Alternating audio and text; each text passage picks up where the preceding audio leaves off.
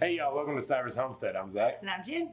And today we did a bunch of things. So we started out by going to Grammy Karen's and Old Graybeard's new home. Yeah, they finally closed and they're not moving in yet. It's still a process. They got to tie up some loose ends. But they moved like their beds and stuff like that. So Larry is actually living at our old property in a camper, which is he's my stepdad. And my mom is staying with my Aunt Patty in Frankfurt. So they're kind of in limbo, going back and forth, but once they tie up loose ends, they'll be there. Yeah. But we got to go see it and meet them there. It was the first night that they spent there. Beautiful piece of property. They're out in the middle of nowhere. Yes. Just where they wanted to be. But it's only like an hour from here, 50 minutes. So it's a quick drive. Beautiful, beautiful place. Yeah. They have all kinds of stuff. Was it 40 acres? Something like that, 40 acres. Yeah, they've got 2 ponds. Yeah, the ponds are absolutely beautiful. Yeah. They're really nice. I think Larry said that they were stocked, that there were fish already in there. Well, anyways, they were really pretty, and it was a very nice forest area. Rhododendron everywhere. Yeah, it looks like the Smoky Mountains. You feel like you're there. It really does, which is weird because it's further away from the Smoky Mountains than we are. But it's just the little slice of heaven from it. But, you know, Kentucky is beautiful as well. Yeah. There's a garden that's already set up. The lady that lived there before was a huge gardener. She's got a greenhouse with cold frames. The garden is completely fenced in, like 6 foot high fence. Yeah, she has a hoop house inside of the fence where the blueberry bushes are. Yeah, all kinds of perennials planted. We actually found some comfree on the side of the house, which was cool. And then the house itself is so unique and so different and beautiful. The pantries. Yeah. Multiple pantries. My mom has got her hands full because she is going to be canning like crazy. Yeah, this lady was a canner that previously owned the place, and she set it up for Cannon's dream house. Yeah. They're just so much showing for pantry. It's absolutely awesome. Wood stove, which is beautiful. It'll heat the whole house. It's just a really cool place. It's perfect for them. That's what they wanted. They wanted to be in the middle of nowhere, be secluded, and just be out. Yeah. So they found it. Then Old Graybeard, he has his awesome barn, which they looped in a tractor within the purchase of their home. So that's pretty sweet. Yeah. Something that I still have to purchase, but he got it in the bundle price. There so was good even for him. Brooding boxes for chicks. Yeah. With heat lamps on them. They had already got them set up to where it was just a light switch and it turns the heating lamps on. It was so cool. So we're actually going to probably hatch them some eggs and give them some chicks. Yeah, very cool stuff. I mean, it was just a beautiful house, beautiful place. I don't think I've ever seen Graybeard smile as big as he did. I know she mentioned it, but that's her mom and stepdad. If you were curious who we're talking about. But yeah, it's just, we're really happy for them. They seem really happy, and it's just an awesome place. Yep. Okay, so we had a lot of fun at Karen and Larry's house. It's a great place. I think they're going to love it out there. Very secluded. Like, you can see a little nose. But now it is time to do some work. So we've got some really cold weather coming in this week. Bottom's really going to drop out. So we decided, why not take this nice Sunday and try to build some raised garden beds. So this area, let me show you. It's right here on the side of the house where the big window is, where the living room is. It's quite sloped, unfortunately, but this is going to be like the kitchen garden. Jen calls it the money-making garden. Because it's going to be her herb garden, different stuff like that. I just stepped in dog crap because this is where they used to be. This is where she's going to put her comfrey, all of her different mints, all of her calendula, stuff like that out here. And we're really going to make it pretty. So it's going to be a square shaped with L's in each corner, leading to a path in the middle of a center. She's talking koi pond, which she's kind of crazy, isn't she, Jed? Yeah. Yeah. But so, we're going to do it. But we're probably going to do these right.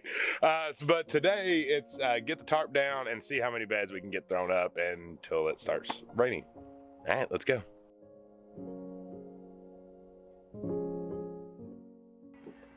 Do you think if one channel records a channel and that channel records that channel, if a subscriber opens up both channels in different tabs, watching the other channel, the universe will divide by 0 and Thanos snap us all out of existence? And then we'll finally have a number for Pi.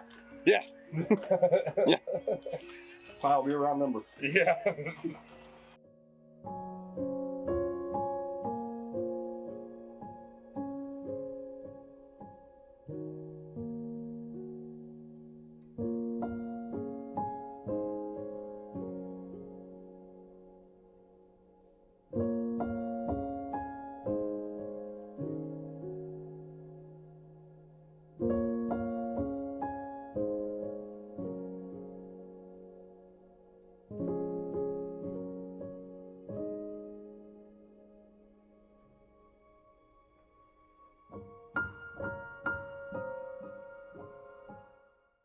the tarp is on. So a lot of y'all probably wondering what I used.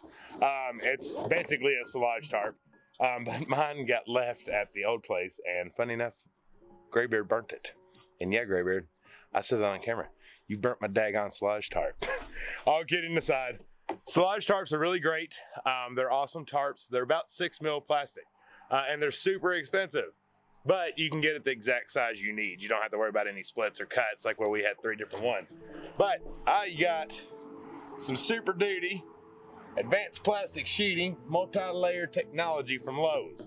Now that is 6 mil plastic that's here right there. Like I said, the biggest thing is this was a 10 foot by 100 foot roll. I needed 30 by 30. So I was able to do 3 30 foot rolls, giving my 30 by 90. Wow. 30 by 30. Goodness gracious, I couldn't spit my words out there. And that's going to be underneath all of it so the weeds don't grow up everywhere. We're going to be putting, I think Jim wants pea gravel, but we might change that around. But either way, something had to be down. Now, another piece, if you're new to the channel, get used to this wood right here. This is a pine fencing board. That's all it is. It's even got the little curve on the top for you to be able to do your fencing. As we all know, wood prices are crazy expensive right now. Thank you, 2020. I think the 10 2x4s I got was like 70 bucks. Nuts prices. Well, one thing that hasn't really gone up are these. They are $1.67 per board, and they are 6 foot long and 6 inches wide. So we're making 12 foot beds. So button these 2 up, and you need at least 10 inches in height to grow whatever you want in raised beds. Putting 2 of these on top of each other gives us 12 inches. So let's do 10 inches of soil or whatever we want, and we can top it off every year with a little compost on top. So that's what we're making our raised beds out of. Yes, these are treated boards. Don't listen to the myths anymore that treated boards can't be used for gardens. What they use now in wood is safe.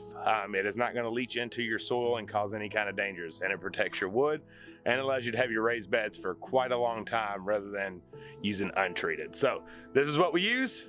If you follow my channel, make sure you have pine boards on hand often and pallets, because you'll see a lot of them. But it's time to get working. Yes, you too. It's all right. There you go. It made that stupid sound quick.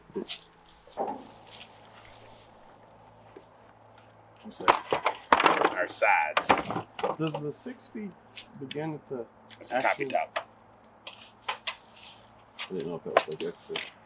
Yeah, this is the tippy top.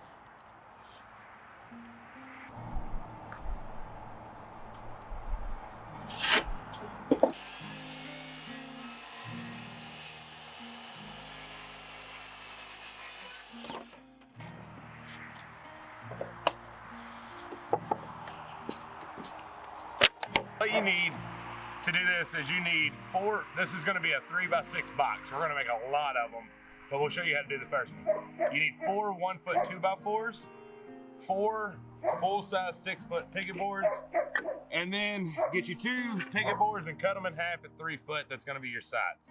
And that's all you need to make a box. Oh yeah, because that's the outside. But you're doing 12 foot. Huh? You're doing 12 foot, right? This is 6 foot. We're doing 6 foot boxes. We're going to like put the 2 boxes together, and that'll make us a 12 foot bed. They literally don't even see anything. There's nothing out there. Not a walker, not a car. Gotta be impact rusty. Okay. Holy day. You said my name. You said my name.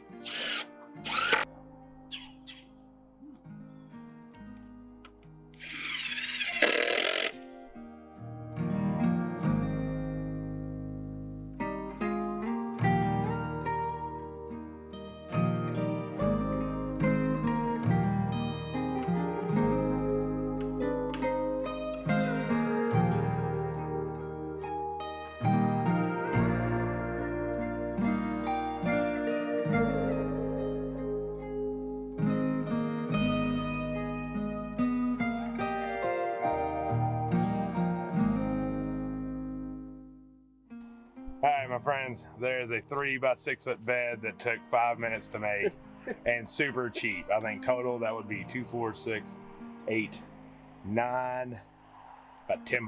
$10 for that entire raised bed. Now we're gonna make a lot more of them, but I wanted to make sure you know exactly how to make one if you were interested.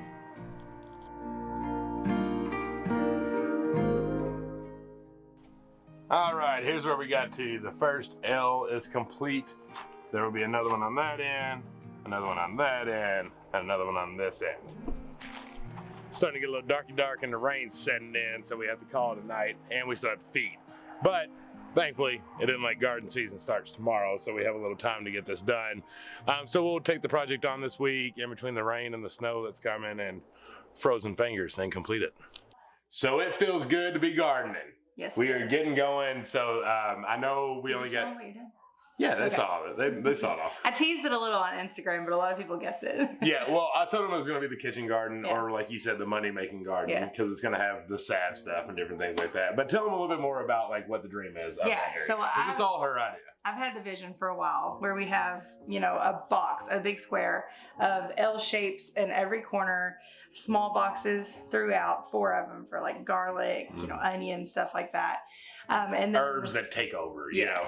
And then in the middle, I want a koi pond / fountain, a water source, and it's going to be so beautiful. Yeah. And a little sitting area, and it's just going to be pretty. I've never had the option to just make a pretty garden because we didn't have the room. So we're going to have our functional garden that feeds us and others away from the house. But this one is going to be right out the front door where I can just go out, get what I need to cook or make soaps and salves, and it's going to be beautiful. Yeah, and you may be wondering why koi pond, like that's just pretty, right? No, it's not. It's functional because that water that we use in there is going to be the water that waters that garden. So we always are huge promoters of fish fertilizer for your garden. We think it's like all you need to fertilize your garden. So using it naturally from the fish that's in there, perfect, right? So we'll refill the koi pond. Drip irrigation. Drip irrigation, let them do that, and that'll be our water source. So that's why we want to do it that way. It'll be right there in the center. It'll be beautiful. The kids will love it. And koi fish are great pets, actually. They live a really long time, and they're really good pets. Right, so it's a win-win. Pretty and for the garden. So that's why we want to do it that way. It's going to be beautiful. I can't wait for it to be finished. And we have so much level land. She just decided to pick the one that's like this. I feel like we're back at our old place now. Right. Me and Jed are trying to build things like that. So it's not going to be perfect when it comes to leveling. That's just part of flowing with the natural land, but it'll be okay, and it's going to look out beautiful once we get done with it. So, all right, well, I hope you enjoyed today's video. If you haven't subscribed, make sure to down below, because you got to see us finish this bad boy. It's going to take a little bit of time, but we'll get her done. That's right. We love you. Until the next one. Bye.